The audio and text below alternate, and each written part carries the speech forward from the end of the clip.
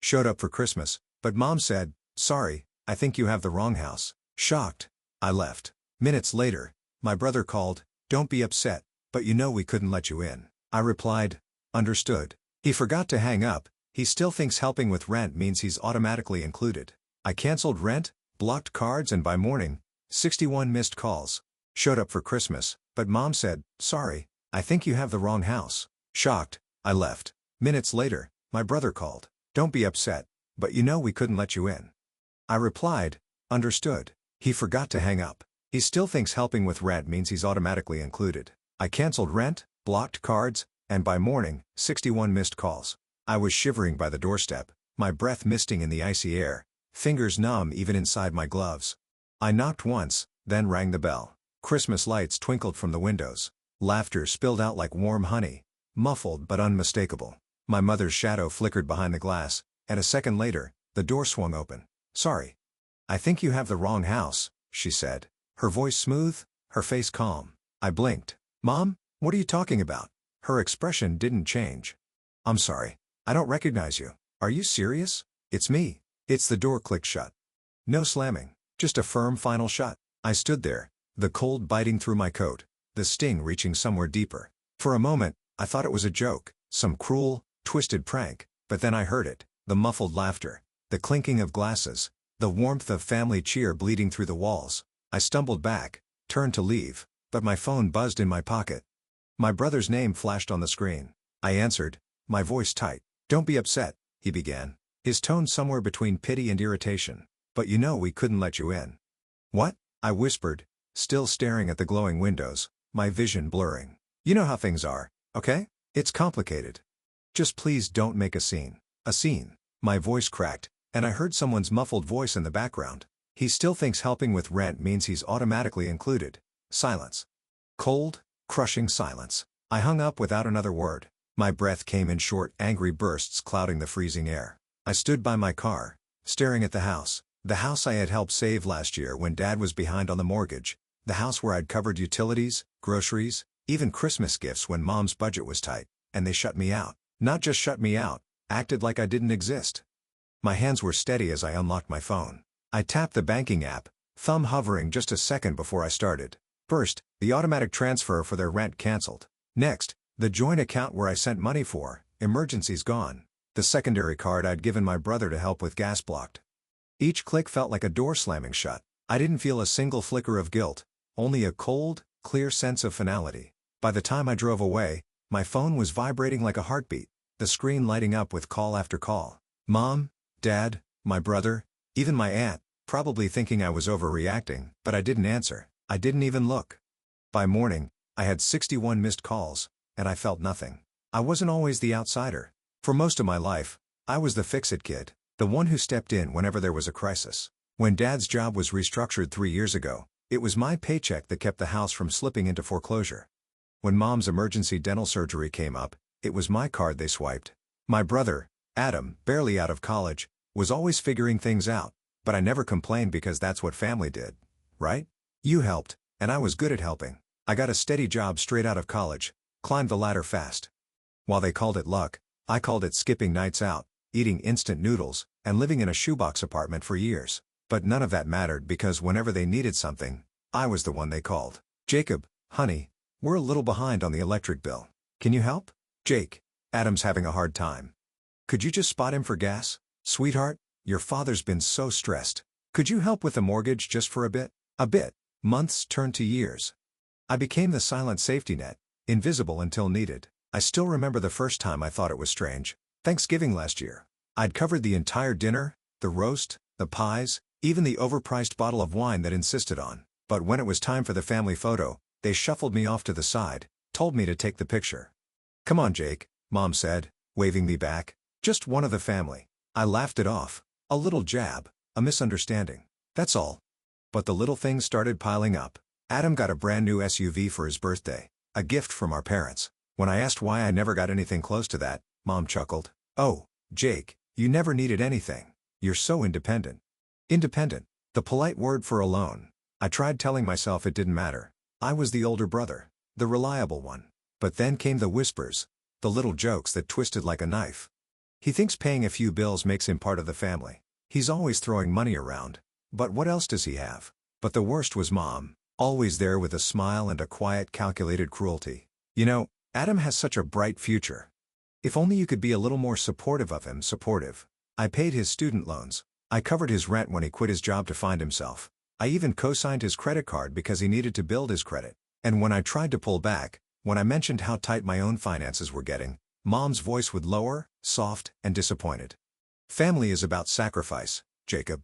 We were always there for you. There for me? I thought of my 20th birthday, the one they all forgot. I thought of the hospital bill I paid when Dad slipped on the icy porch, how they didn't even tell me he was better until 2 weeks later. I thought of the time I had to cancel a trip with friends because Adam called me crying about needing help with rent again. But that Christmas night, standing in the cold, staring at the door they shut in my face, something changed. I wasn't their son. I was their sponsor. I remembered how last summer, I paid for the roof repairs because the house was practically falling apart. I remembered how I'd slipped a $500 check into Mom's purse just to help out. And I remembered Adam's face at his birthday party, the one I paid for, beaming as Mom hugged him and said, "We're so proud of you." Proud. Of what? His ability to leech off me? But I still didn't see it clearly until I heard his voice that night. He still thinks helping with rent means he's automatically included. I sat in my tiny apartment, the blinking lights of my barely decorated Christmas tree mocking me. My phone kept buzzing with their messages. Mom, Jacob, please pick up. It's Christmas. Adam, dude, stop being dramatic. Let's talk. Dad, you know your mother is upset. Call her. But the words never changed. No apologies. No acknowledgement. Just commands like always. I leaned back, staring at the ceiling. How many years? How many times had I been the invisible lifeline, the silent sponsor of their picture-perfect family? The next morning, I called the bank, canceled the automatic transfers. My name was pulled from the joint account I'd set up for emergencies. Mom's credit card, the one I co-signed, gone. The gas card Adam used in case of job interviews, blocked. Then I called the landlord, the one who managed the house they rented. A quiet, simple call. Yes, I'm calling to update the account. Rent will no longer be paid from my account. I didn't leave a note. No explanation. Just a cold, clean cut. I made coffee, watched the snow pile up outside.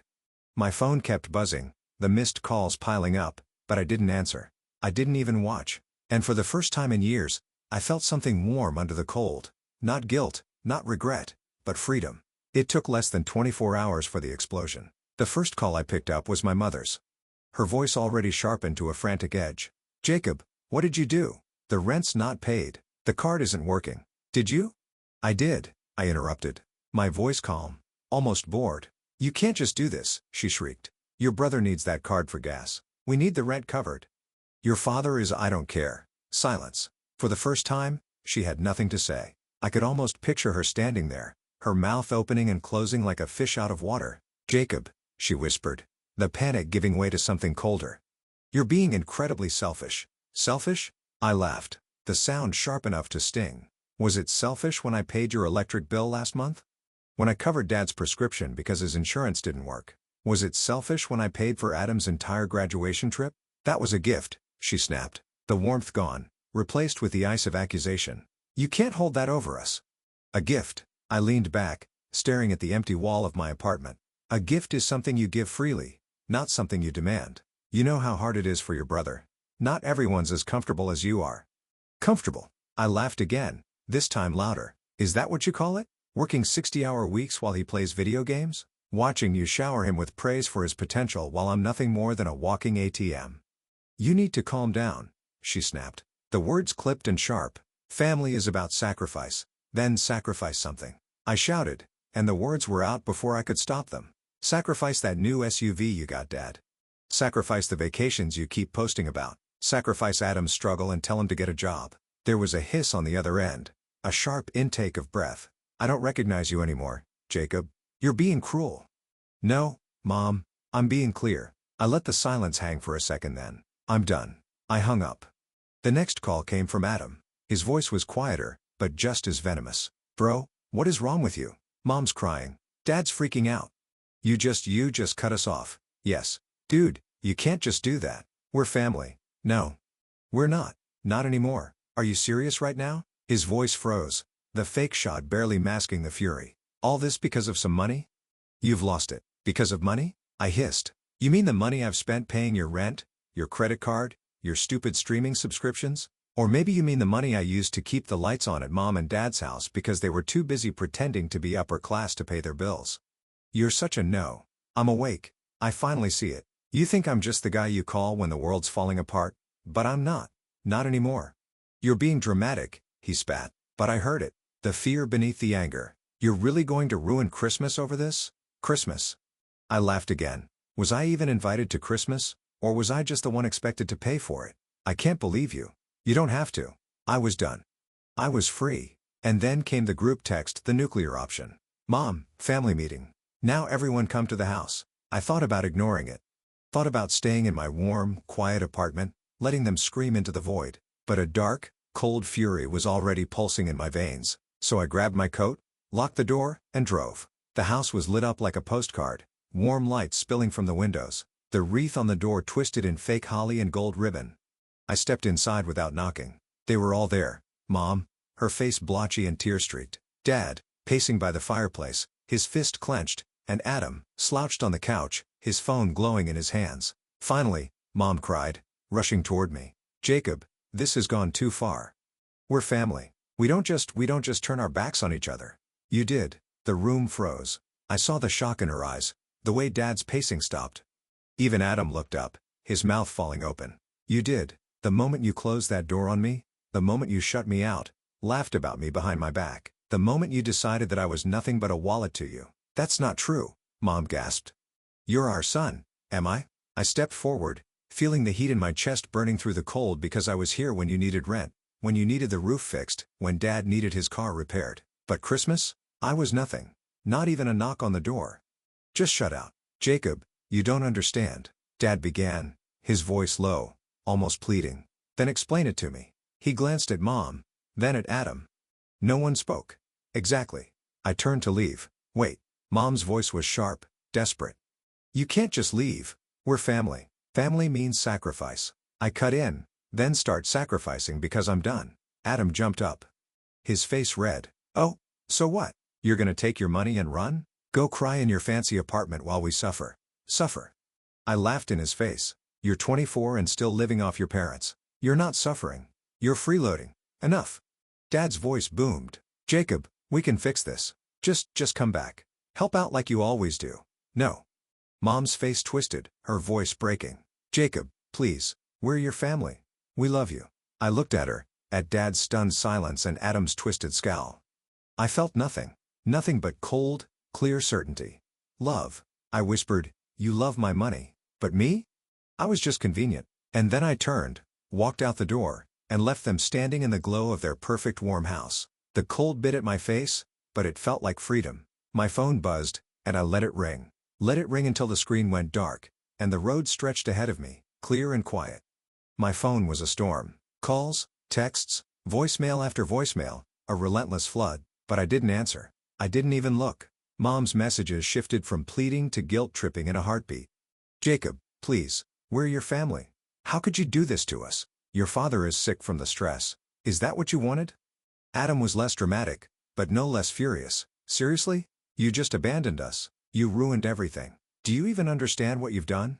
But the real chaos began 3 days later when they showed up at my door. Mom's face was blotchy, her eyes red and swollen. Dad loomed behind her, stiff and sullen, his hands shoved deep into his coat pockets. We need to talk, Mom demanded, pushing forward, but I blocked the doorway. No.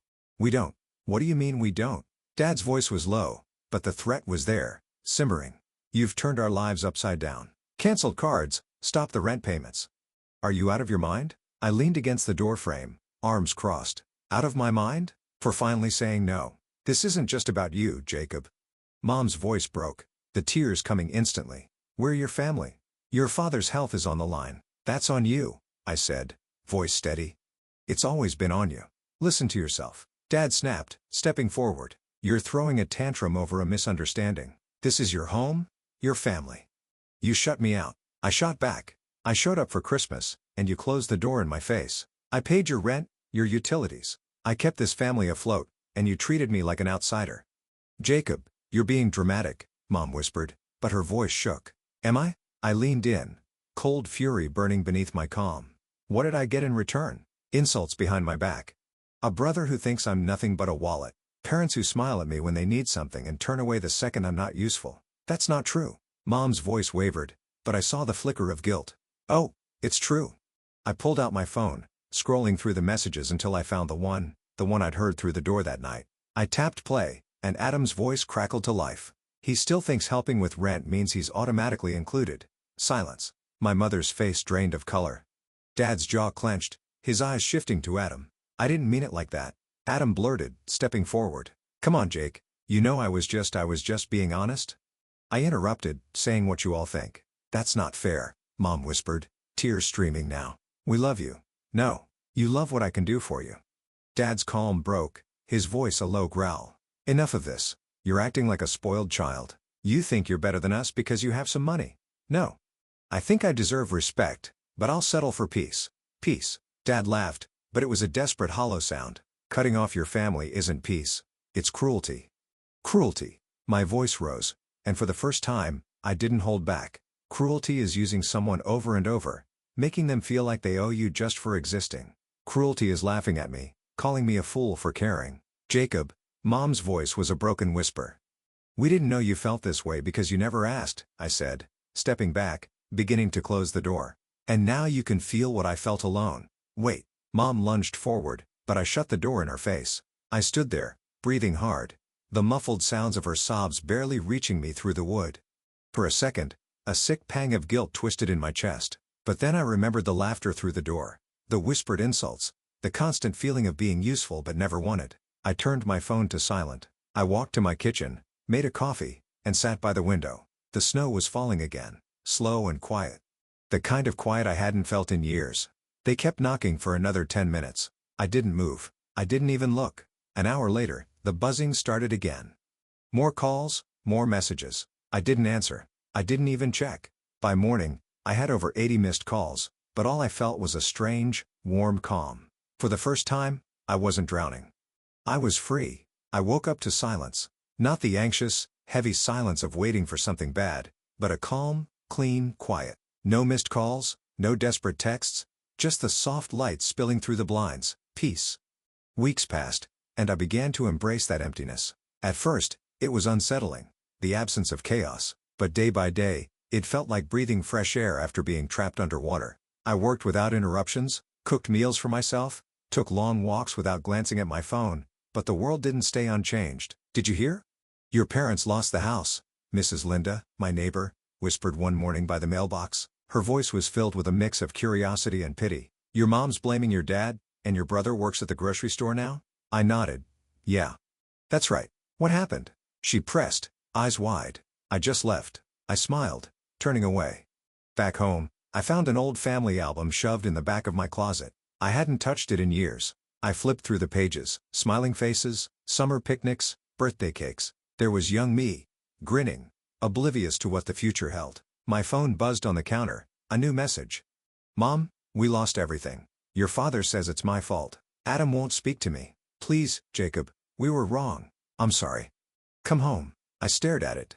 My thumb hovered over the screen. Then I tapped delete. I didn't feel anger. I didn't feel guilt. Just a quiet, powerful freedom. I put the album back on the top shelf where it would gather dust. It was a part of my life, but only a part. Stepping outside, the crisp air filled my lungs. The sky stretched open, bright and endless, and for the first time in years, I smiled. Not because someone needed me, but because I didn't need them.